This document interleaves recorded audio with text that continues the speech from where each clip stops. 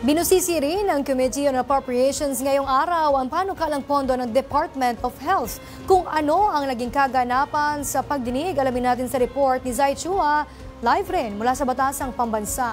Zai? Princess, binatikos ng isang mababatas ang bilyong pondo na inilaan ng Department of Health para sa pagpapaganda ng regional offices.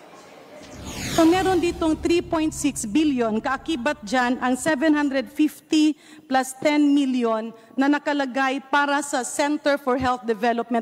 Pag sinabi mo bang Center for Health Development, in layman's term, ito ay regional office ng regional director. Yes or no, please, Honorable Secretary? Yes. My appeal is, will you object if this amount instead na gagamitin natin para magpaganda, magpaayos ng mga opisina, gamitin natin ito dun sa mga hinaing ng ibang mga kongresista na kulang ang pondo nila para ipatayo, patapusin ang kanilang mga LGU hospitals and health centers. Sinubo ni House Deputy Speaker at Iloilo 1st District Representative Janet Garin si Department of Health Secretary Teodoro Herbosa dahil sa 3.6 billion pisong budget na inilaan para sa other healthcare facilities mula sa kanilang proposed 2026 budget.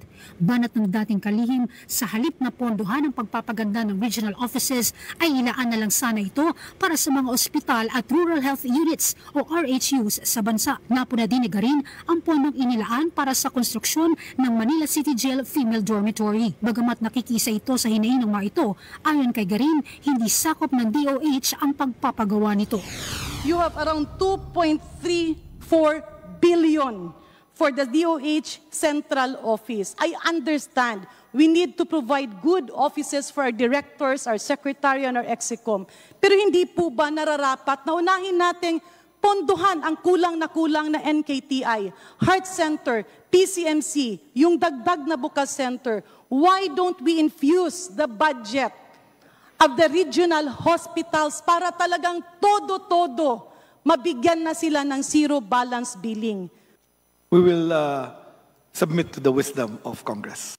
Babala ni Garin, ang maling alokasyon ay sumasalungat sa direktiba ng Pangulo na unahin ang mga pangunahing serbisyo publiko at pangalagaan ang kapakanan ng mga Pilipino. Sa huli, nagmosyon si Garin na i-realign ang bilyong pisong pondo para sa mga programang may kaugnayan sa patient care.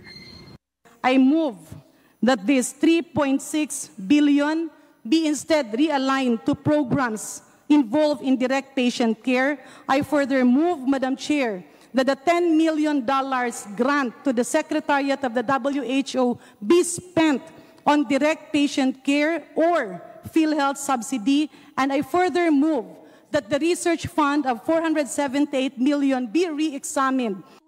Pagdinig ng Kamara para sa 320.5 bilyong pisong 2026 budget ng DOH kung saan pinag-usapan ang issue ng zero balance billing at iba pang issue at programang pangkalusugan. Mula dito sa Kamara, balik muna sa iyo. Maraming salamat, Zai Chua.